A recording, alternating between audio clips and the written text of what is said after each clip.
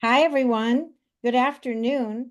This is Nancy Zentis. I'm Dr. Nancy Zentis. I'm the founder of the Institute of OD and also also the current president of the GIODN, our networking organization. We're so happy to have everyone here today. Thank you so much for being here. We're excited to introduce you to Mary Lippit. And some of you've probably met Mary before. She's a frequent guest. She's gone ahead and written another book. It's fabulous. It's already a bestseller.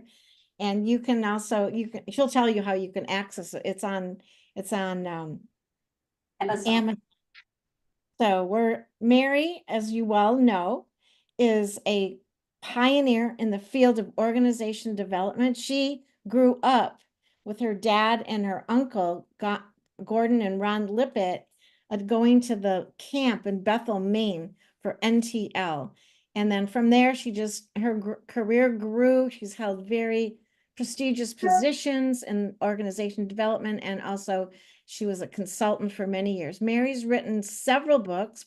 What number is this, Mary? 4 or 5? 4. Number 4. She just painstakingly completed it.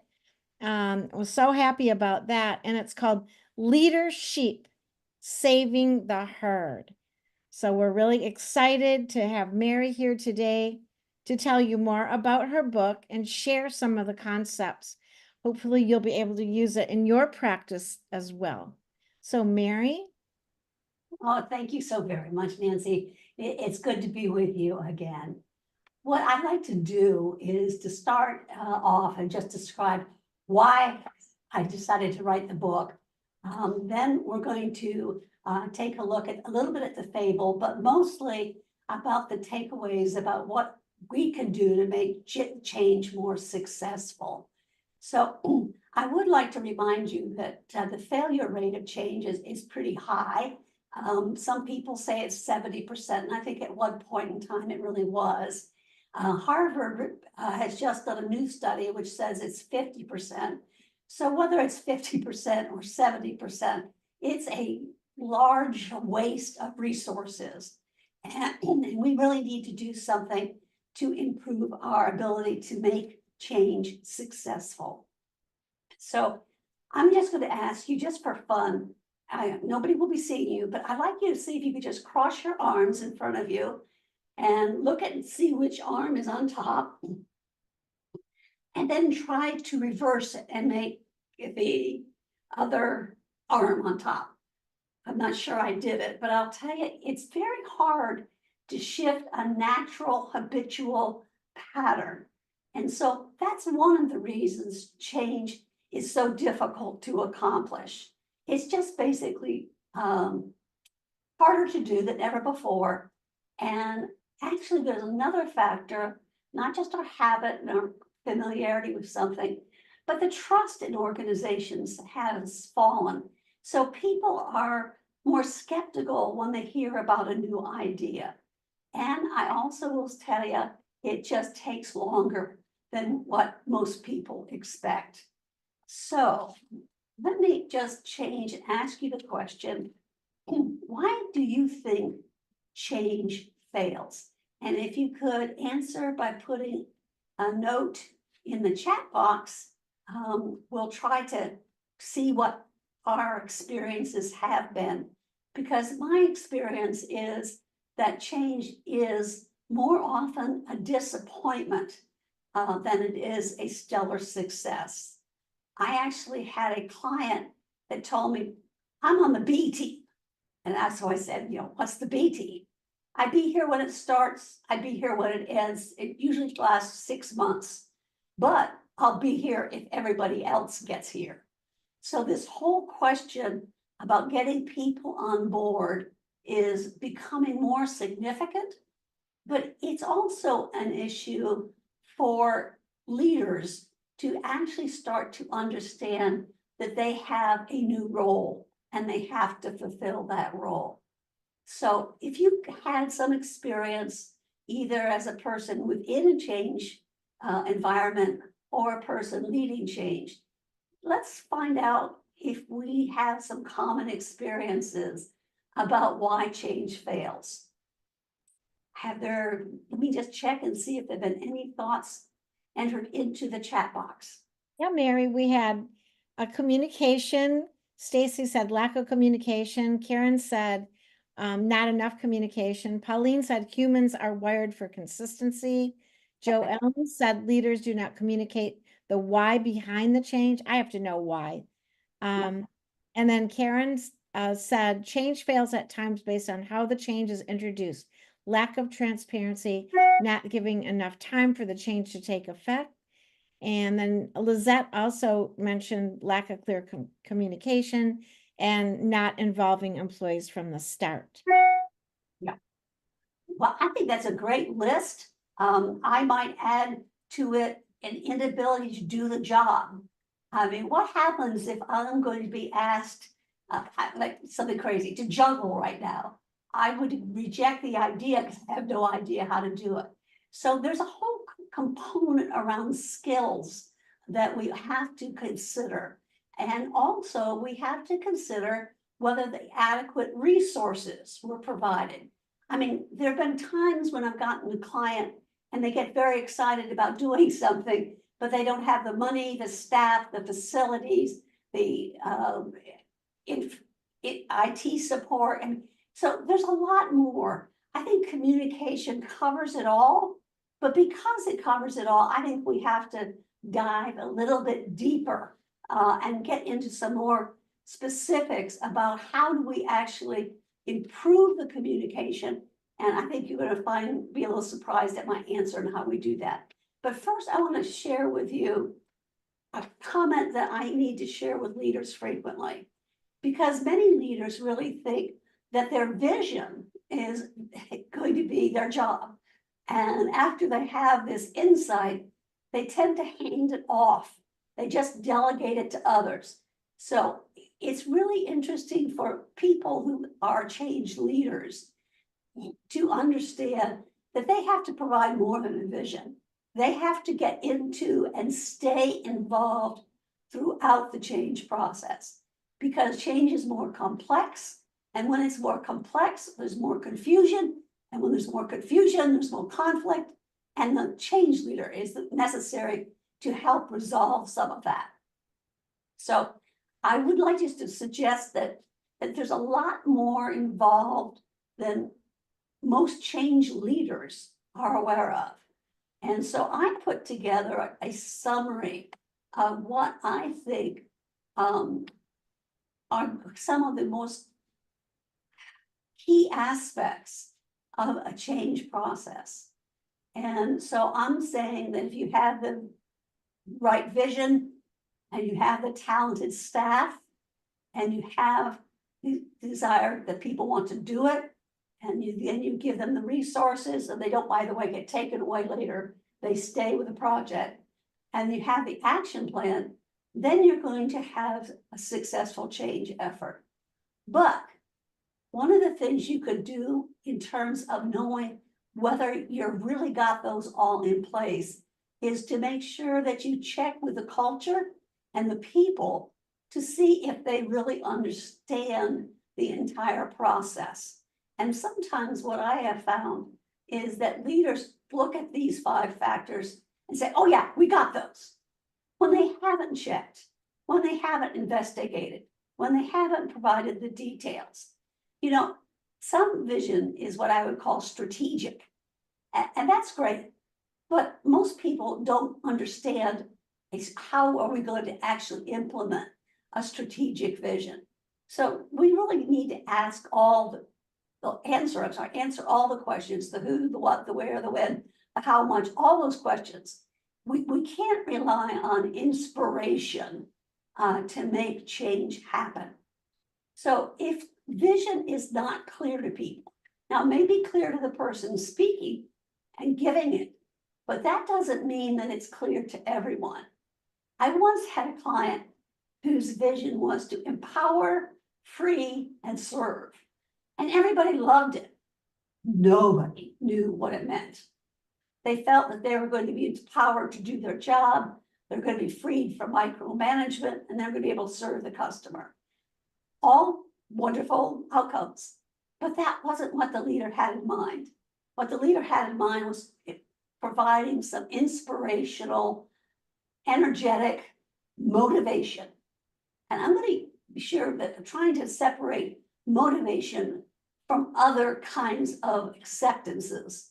Motivation is energy that comes and goes quickly.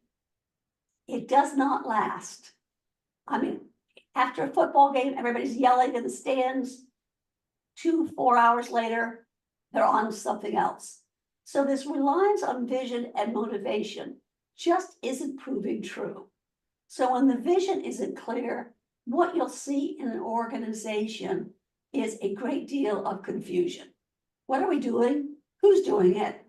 How are we going to get it done? What are we going to really be doing? So this whole concept of giving a vision and just having inspirational won't work. The other fault that I find most visionary leaders have is they think that as soon as they announce the vision, everybody will get on board. I mean, it's so exciting to them. They think everybody will just automatically want to just jump into action. It doesn't happen. The vision creates a situational awareness. It does not create situational automatic acceptance. Oh, by the way, there is one exception to that rule.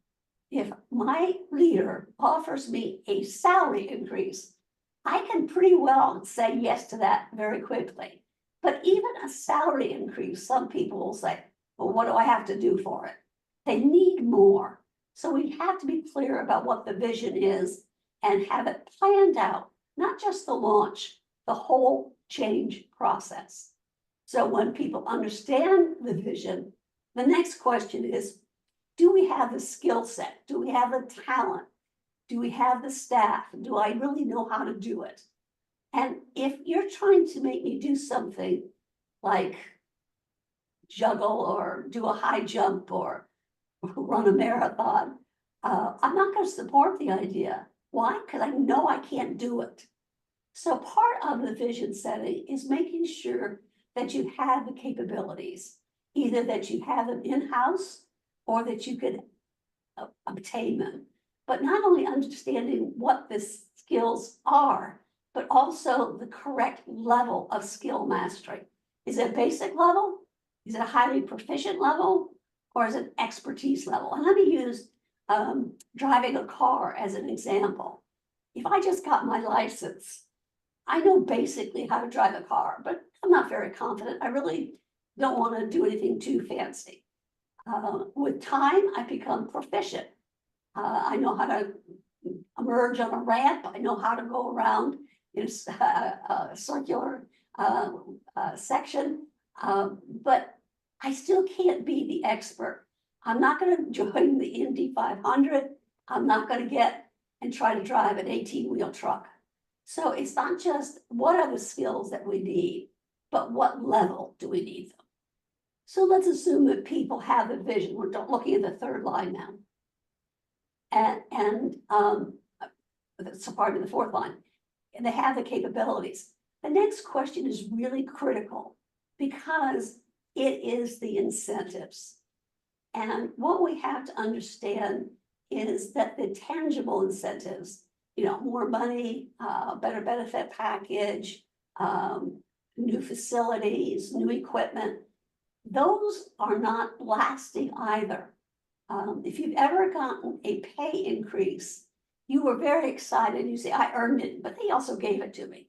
But I will sort of guarantee that after 6 months, you're not thanking them anymore because you're saying you earned it. So we really have to look at incentives from an intangible point of view. Does this mean that I can grow my skills? Does this mean that I will be able to work in the environment I want? Some people want to work in a team on multiple projects. Other people would rather work individually. I mean, there are a lot of incentives that we have to consider. So if we don't have these incentives, we have something that is what we run into often. It's the word resistance. But we should be aware that that resistance is really offering us a chance to have and collect more input so that we can take a strategic decision, make it operational, and then make it tactical. It has to be provided in much more detail than just having a inspirational vision. So if you have comfort with a vision, if you know you can do the job, and then you want to do the job, the next question is, what are the resources provided? And again, the resources a lot more than people and money. It's equipment, it's facilities, it's the ability to work cross-functionally. It is resolution paths. When confusion comes up, who's going to resolve the question? It's IT systems. I mean, by the way, it's also policy systems. Have you ever noticed that some companies say we want teamwork, but when it comes to a promotion, it says, hey, it's what you produced as an individual, it's what you produced as a team. So we have to look at policy decisions within the organization, the structure, how quickly can we get answers? You know, communication is fine, but we have to make sure it's timely. So there's a lot that goes under resources that we don't normally consider. And then if we have the desire, the skills, and we are convinced that this is a right move, and we don't have the resources, we just get frustrated. And I think we all have experienced organizations where resources were tight, or resources got changed frequently, because sometimes leaders start a plan and then they start a new one and resources get shifted.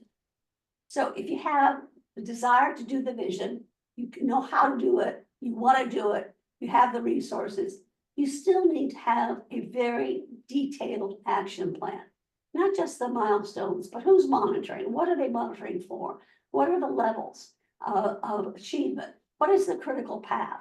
So there's a lot more to announcing a vision and accepting a change and asking people to make change than just saying, hey, this is where we need to go for our future. So I was trying to put a very complicated chart, which we could talk about in detail, and the book does. But I wanted to put it in a framework that people could feel comfortable with. So I chose to write a fable, and the fable has some characters. First of all, it has a sheepdog, and it has a bellwether head of the herd, and it has other ewes, female sheep. Female sheep and male sheep are kept apart until a couple times a year. It has lambs, and it has yearlings, and these are lambs that are at least a year old. And the story is that this herd was in a wonderful pasture, and everything was going well. There were some coyotes that attacked, but the sheepdog ran them off. And after a few years, the pasture was beginning to fade. And it was because they weren't getting any rain. So the green pasture became quite a bit less plentiful, and they were basically experiencing the beginning of a drought.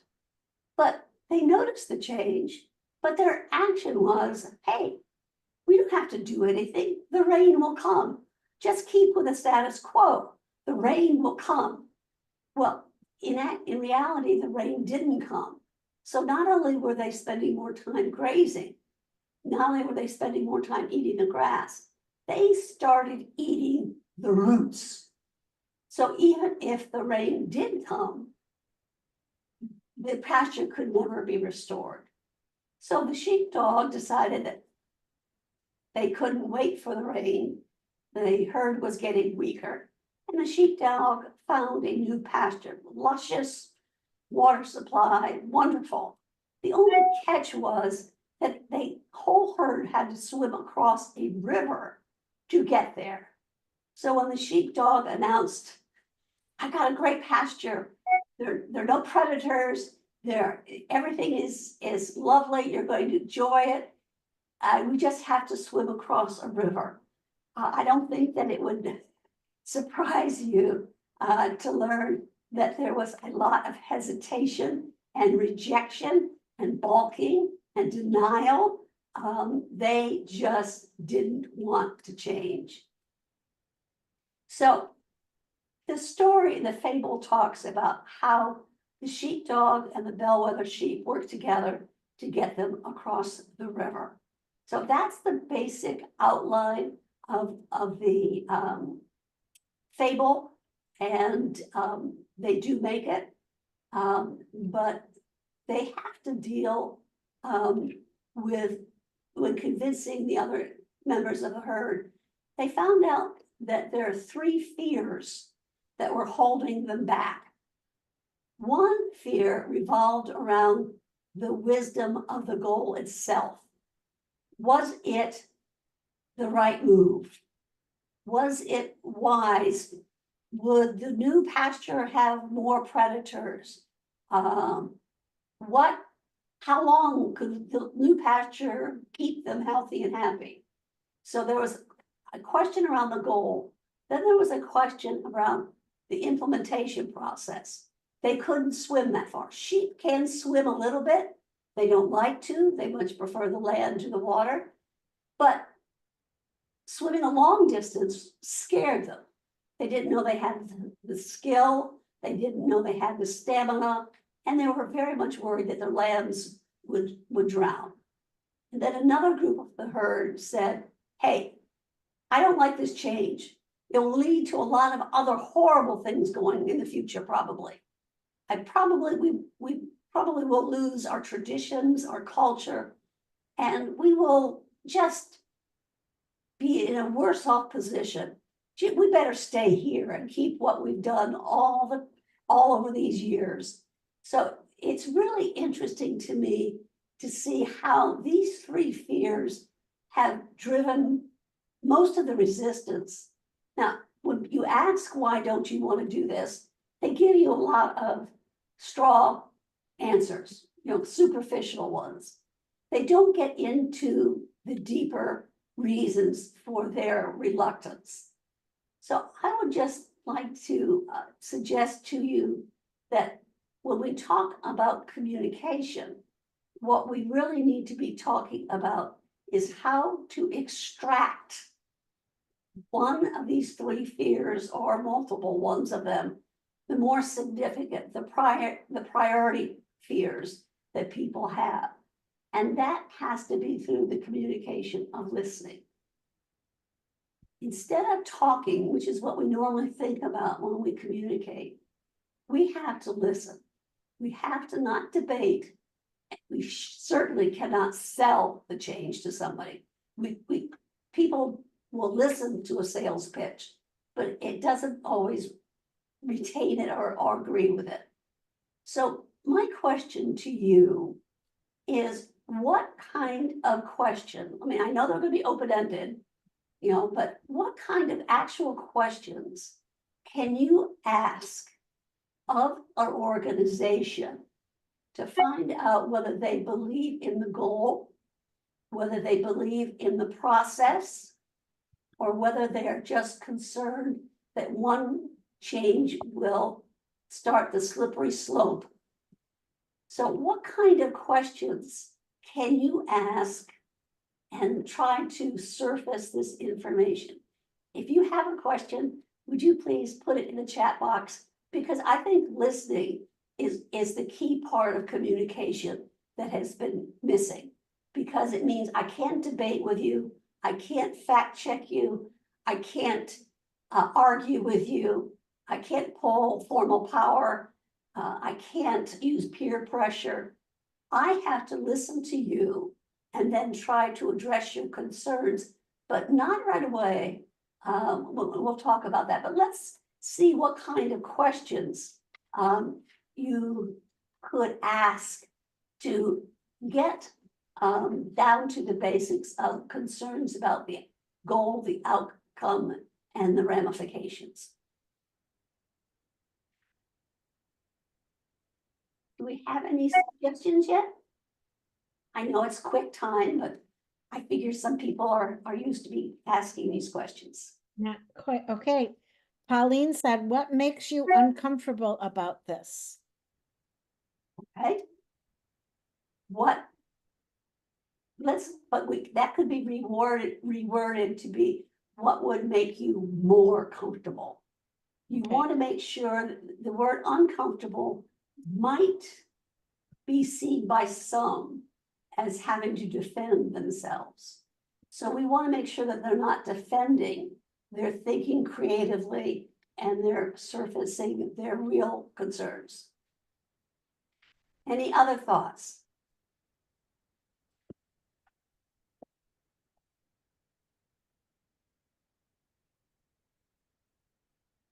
Well, I'm just gonna throw one in. I don't know if it's right. okay, Take a chance, everyone. What are you thinking if you were, if you were the sheep do you and you notice, by the way, the fact that I made a correction on the first question? I How that correct. finishes your willingness to take the next step? Any sign of a slight just squelches communication. So whatever you say, make sure that the question is so open and not attributable to an individual as you can. We So, have one, Mary. What okay. happens if everything goes right? Okay, nice. And then we have another one. How could you personally benefit from this change? Okay. But we could also reword that to what concerns might there be? You see, you're taking it away from a personal thing, asking them to think broader so they don't have to take ownership of that concern. So you could just say, what concerns might there be if we tackle this? So again, making it as broad and non-personal as possible. What do you see as the potential barriers or problems that may surface? So you're asking them to be partners with you to make the change effective. So you're bringing them in more as equals rather than as just implementers or, the doers. Okay, so we have Scott said, what questions do you have of me that I can answer in regard to the change? And then we have, you want me to read them or do you want to respond to it? No, that's good. Karen said, It does assume that they've already agreed. Go ahead. Okay, so Karen, how can we make sure things go smooth for you in the process? And then Karen, But again, I would drop off before you. What can okay, we make things go smoothly? But you okay, could also say, what kind of things might go wrong? You see, if you're asking them to identify the problems, you're not asking them to assume acceptance. So what could go wrong? I know what the best case is. What is the worst case? What's the likely case? So again, as broad as you can, don't do it to a person. Only talk about things that will encourage them to think and voice their concerns. But another one that I could think of, this is not cast in stone. So we can make changes. What do you think might need to be changed? So you're asking for their input without any assumption that they either supporters or objectors. You're establishing equality. It isn't cast in stone. You have a say. And by the way, the people that are truly visionary at the top organizations really don't know how things go down and all the workarounds of the people on the front line. They need to be able to get that information. Okay? How could we do it better than what we have planned? Again, soliciting ideas, and you say thank you. You don't debate, you don't argue, you don't say it's infeasible, you don't say that's stupid. You're listening, and you're listening to take away ideas. You're not listening to respond right away. So no force. I'm the boss. Are you saying you're not going to comply with my wishes? You're not doing that kind of ranking of people. You're not doing it in terms of obey or else. You're asking questions about what they see about the situation that is of concern. What could go wrong? What could be improved? What do we need to rethink? These are questions that will encourage people to contribute an idea. And the idea they express might be, well, I'm a little worried that that the lambs, not me, but the lambs, those young ones, don't have the stamina. But that also might reflect that it's my concern about stamina too. So again, asking what I would call the inquisitive questions, the ones that try to encourage somebody to think and then prioritize it so we know what a main worry is. There's always lots of worries, but what are the main worries? And then when you find out the main worries, you can address them. Any comments, questions, objections, disagreements?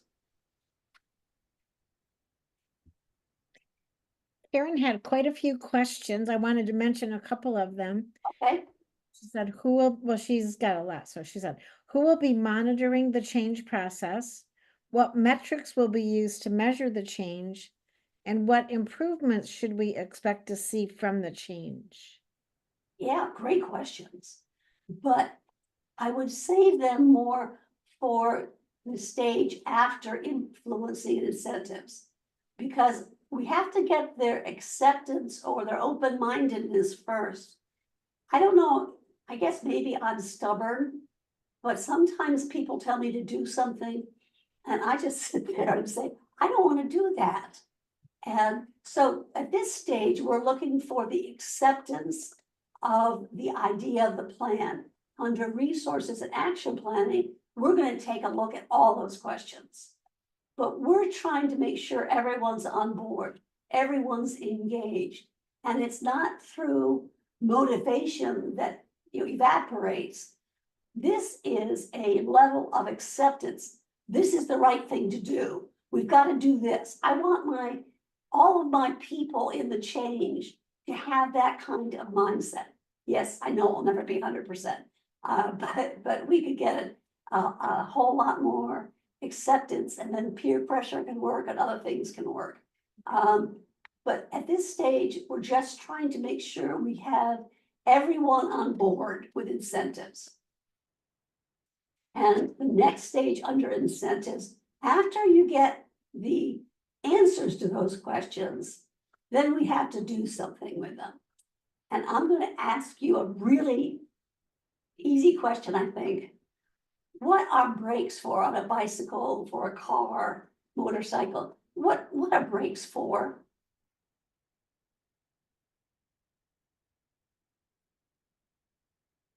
Anybody? Okay. Most people respond with to stop us. And that's a great answer. Pause. But brakes are also what let you go fast. If we didn't have brakes on our car, would we really drive 50 miles an hour? No. And the Model T going fast was 10 miles an hour. I don't know too many people right now who want to drive at 10 miles an hour. What I'm trying to just suggest to you is whatever our first reaction is, please think more, because brakes can do more than save our lives. They can help us control our bike. We can help, assuming it's a bicycle, but it helps us in more ways. And actually, I did a study of 6,000 leaders and asked them what was their primary concern. And what was identified is that there's 6 ways to look at any situation. And if we only look at it from one point of view, we have the potential for being blindsided. And I think that you can accept the fact that sometimes within an organization, they need a new idea, a new product, a new technology, whatever. And sometimes with an organization, you got to focus on the customers and the market share and the competitors. And sometimes within an organization, you have to develop structure and policies and reporting relationships and job descriptions and accountabilities. And then sometimes in an organization, you have to help the people. You have to help them grow. You have to develop a culture. You have to make sure you're profitable. You have to be sure you're efficient. And sometimes in organizations, we have to look to the future. We have to see what's coming down the road. What are some alliances? What are some opportunities to expand? So what I'm trying to say is there's at least 6 ways to look at things in an organization. And what I want a change manager or change leader to do is to stop after getting all that input, all that information about what the concerns might be, what they're fearful about going wrong, and then ask, how can I solve that? What is the solution? I still want to keep my vision, but what can I do to make it better so everybody will be on board? So, questions? Anybody about developing different perspectives?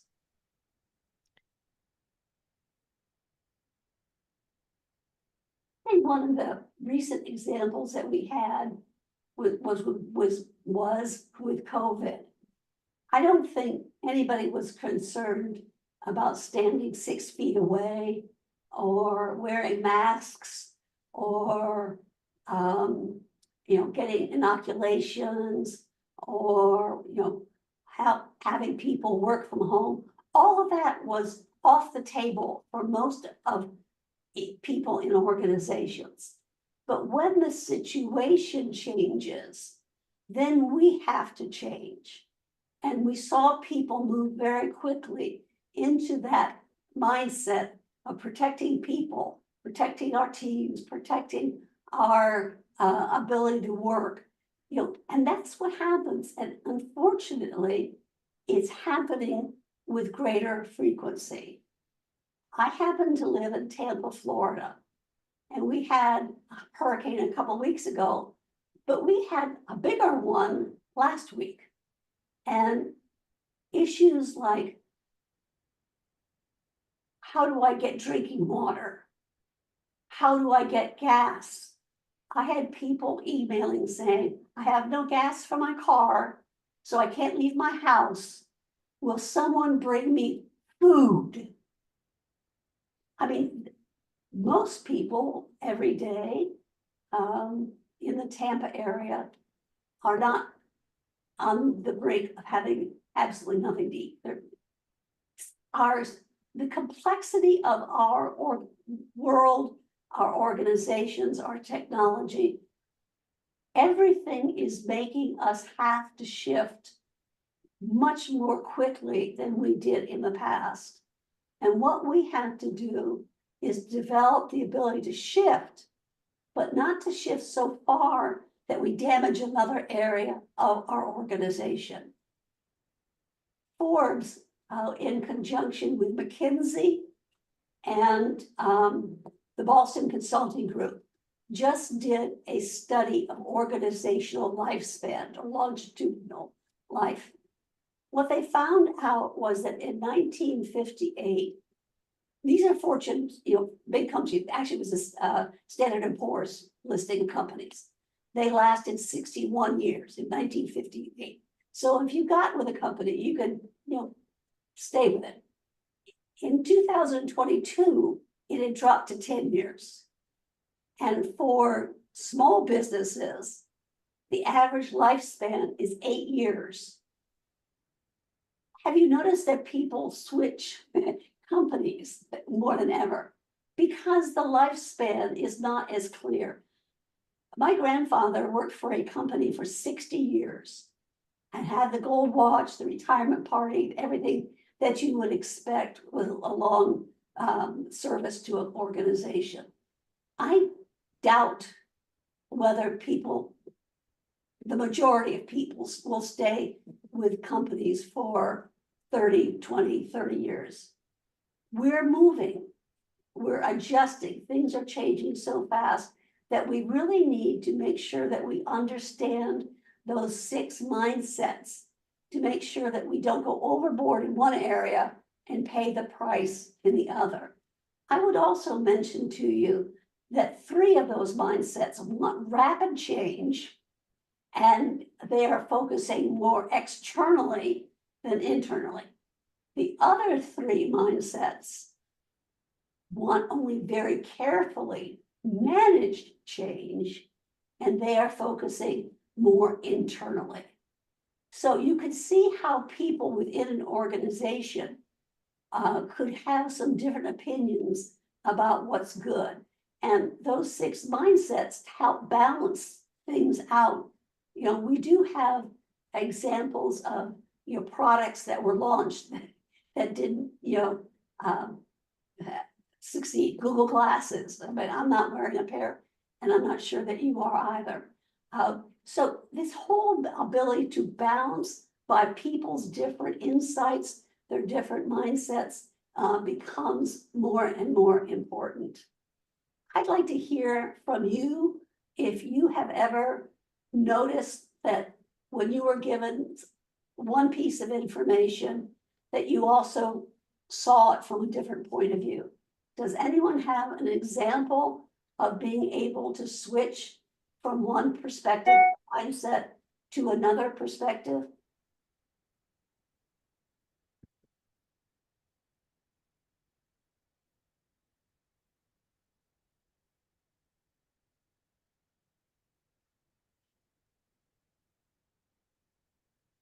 Mary, do you want to say that? Does anyone have an example of when new information came in, they took it in, but then they also thought about other aspects associated with that new position, whether those were benefits, whether those were drawbacks, whether those were things that needed to be added. Have you ever felt your mind shifting from one point of view to another point of view? Have you ever changed your mind? I tried to reword it the best I could.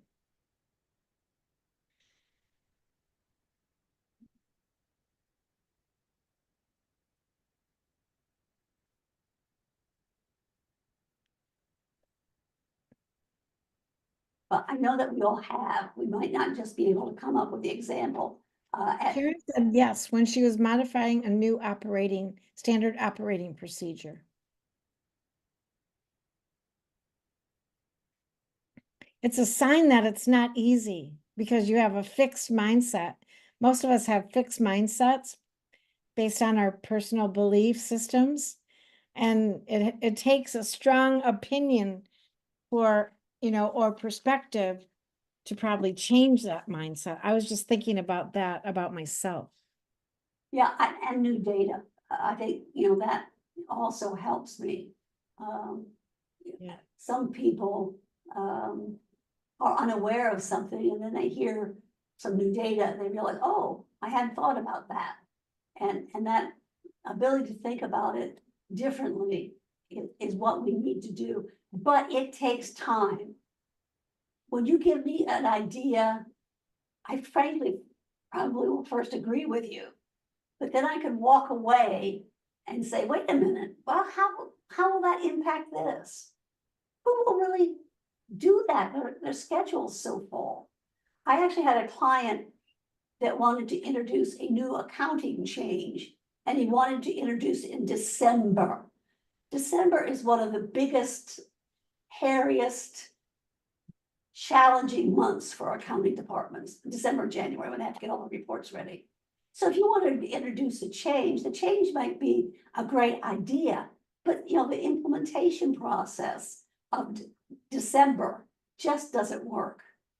I had another client who wanted to do an IPO, but at the same time, they were trying to change their IT system.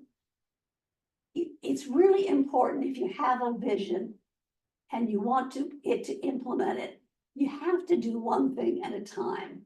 I may want change 5 things about an organization, but I can't change all 5 at once.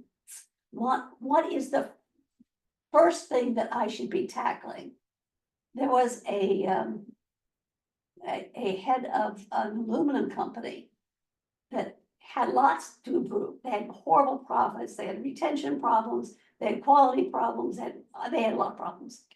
And he decided to focus on one thing, employee safety.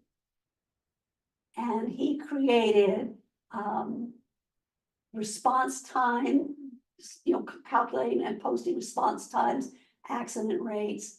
And when there was an accident, he had a no fault review process. What he did, he started safety councils. He did a lot of things around safety, but I don't think you'd be surprised to also hear that profitability increased, retention improved, everything else improved because they saw that the organization was trying to improve. The organization was doing something that employees wanted, which is their own safety. And it's amazing to see that how we craft a vision or a project plan, because I'm using the word vision, but this could just be a project you want to introduce that doesn't have to be organization-wide.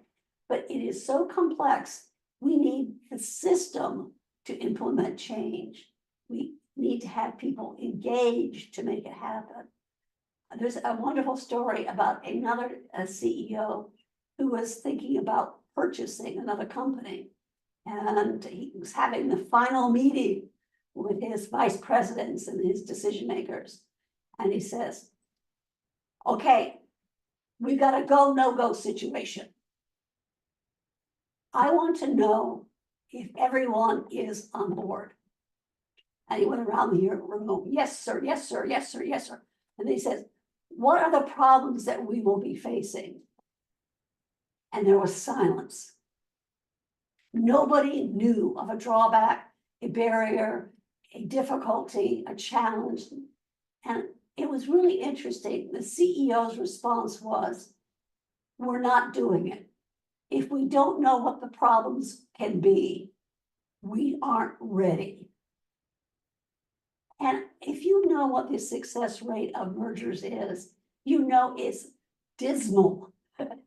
And so this whole ability to look beyond the easy answer, the desired answer, the wished for answer, the wished for outcome, to look at those details, it doesn't stop the project. It just means you modify it to avoid those barriers. And what you're doing with that inquisitive listening is trying to surface from the people closest to the action, what is it that we should be aware of and preparing for so we can mitigate that risk or avoid it altogether? And that's a question that doesn't get asked. I will suggest to you that when I work, I'm going to go back a couple of slides here. When I work with this chart with a change leader, one of the things I do is I show it to them to make sure they understand what's entailed and what their job of a leader really is. And it isn't, salute and execute, do what I say, here's my magic wand. It really requires a lot more action and analysis than people really consider. And what I like to do is just to go and just share with you, by the way, that's a picture of a sheepdog that found the other island, and tell you what the response was. When people were concerned about the goal, the sheepdog basically told them there are no predators over here. The biggest danger is staying here because we have coyotes. We don't have coyotes over there. So the sheepdog of the leaders talked to them about what was the real danger, and there was more danger here than across the way. They had also set a pilot. The yearlings were most anxious, and they were strong and, proud of themselves, and they were, just active, teenager type kind of attitude. They had swum over to the new field and come back as a pilot test. And please always do pilot tests when you can. But they came back and verified no danger, plenty of water, plenty of land. Yes, there are some trees for shade, and so they supported the veracity of what the sheepdog and the leaders were saying. So that was for the goal. For the process, what the sheepdog and the leaders decided was, we'll have swimming practices so we can build up our stamina. We will also have our shearing of the fleece. The fleece adds humongous weight to a sheep when it's wet. And so what they did was help deal with the concerns about the implementation of the relocation to the new pasture by saying, practice, and we're going to reduce the weight. Then those that were concerned about what will this mean for our future? We're going into uncharted territory. We'll never know what's happening next. We have to keep our culture. They pointed out that the culture's main goal was to thrive, to survive. And now that they had eaten the roots, the culture could not be sustained here. That the only way to keep the culture and the traditions, and by the way, their rank, they were some of the older sheep in the herd who had a little higher rank. We could only survive if we move. And so the team that was the change team, the sheepdog and the herd leaders, they had taken away the information about what were the concerns, where were the issues that had become so significant for them that it made them resist the change. And they dealt with them. But they dealt with them under incentives. So vision is creating situational awareness. Why do we have to move? Okay, there's drought. You're grazing on longer. It's taking longer to fill your stomach. Then they had to deal with the capabilities. We're going to have swimming practices. We're going to make sure you all can swim. And by the way, they organized the herd. All the lambs were inside. The experienced people were on the outside. Every yearling was an actual lamb. I mean, they did a lot, but they showed that they could be able to succeed. They also stopped halfway on an island to regenerate, rest and restore before they did the final push. I mean, there's a lot in there that they did, but the incentives were addressed. And then they provided, and at the incentive stage is when you get lasting acceptance. And then they dealt with the resources, providing for the shearing, bringing the yearlings back, organizing everything. But again, what resources does is it builds that acceptance into assurance or actual commitment. So the resources is showing that the organization cares about success just like you do, because we're giving you the resources. And then the last piece, of course, was the action plan, make sure that achievement could be obtained. All the details that one of the participants already mentioned about the milestones, the monitoring, the metrics, the performance indicators, all those kinds of things go into the action planning. And they get conveyed in advance because the action plan may need tweaking. I cannot come up with an action plan for a major new effort, initiative, whatever you want, change project, because my knowledge is limited. We have so much more expertise than I could ever have in my head. I need other people to get involved, and that includes at the action planning stage. So if you have the vision that explains why we're doing this, what's needed, what has to happen, what are the concerns. If you have the skill set to actually do that, and you have the incentives, the intangible personal motivation, that people say this is the right thing to do, I want to do it, I believe in it. And then they get the resources and the action plan. That's what makes change successful. So I have spent a lot of time trying to deal with this. Let me share with something that I have learned, and that is how you define success, because I've used the word success a great deal. And success is when afterwards people will say, I like what we did, I liked why we did it, and I liked the way we did it. And that is what I'm trying to say is successful change. And it doesn't come overnight. It does take planning. It does take a lot of communication, but communication in all forms, not just telling, but listening. And I think that if we were aware of making change this system, of looking at these 5 things that have to be accomplished, we would be have a much better success rate than 50%. I will mention one other thing I forgot. On this chart, there's only one thing missing, and a lot of people can't tell me, that's not my organization. I have more than one thing missing. And I would just like to say, if more than one thing is missing, you have to start from the left and move to the right.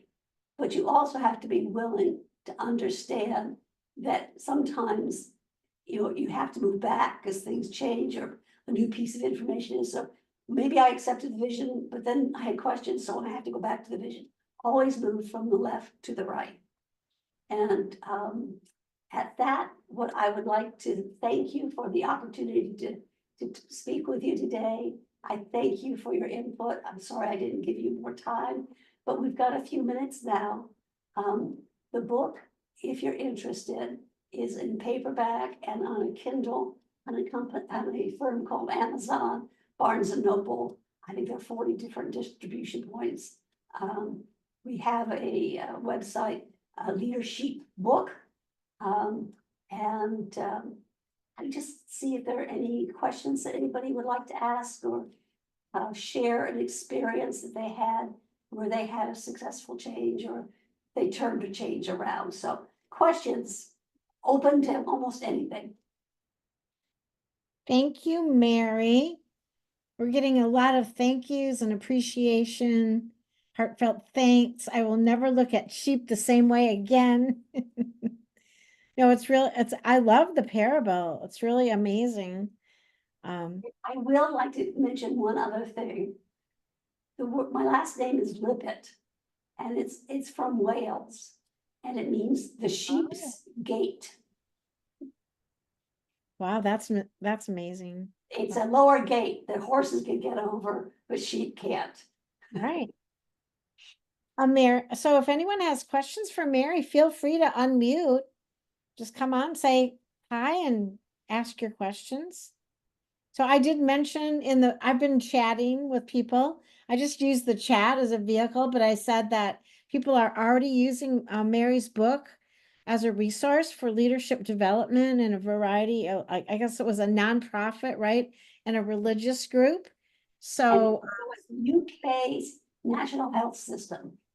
But I have used that chart that I shared for over 30 years. It's tested, it's wow. proven, and it Yeah. does such a good job of letting everyone know what we have to do to make change happen. It doesn't use a lot of the words that are terribly vague, like, I want a change-oriented culture. I do want that. What does that mean? So it's that those are words that most people can define rather than some of the words that are more nebulous. I love it. I just wanted to also, before everyone leaves, don't sign off yet. I wanted to let you know we have a great event coming up November 1st at 11 a.m. with Gilmore Crosby, another pioneer in the field of organization development, who's also he's writing a new book also. But I picked this because it's so important, and it has to do with Kurt Lewin's thoughts on democratic leadership. So please join us for that event. Also, on November 6th, Kim Faircloth of Eckerd College here in it's in St. Pete, Florida, will be speaking at 1 o'clock about they have a conflict mediation program, and she's going to share her expertise. She's been doing this about 30 years on conflict mediation. So please check out our website, www.giodn.org, and sign up for another free event. How valuable is this to get all this wonderful information from all the experts in the field? Thank you, Mary. We really appreciate it. We love the book is amazing. Another winner. Thank And you.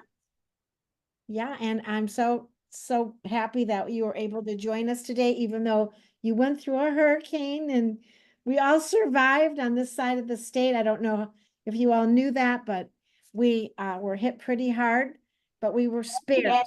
So And we had 38 tornadoes in addition.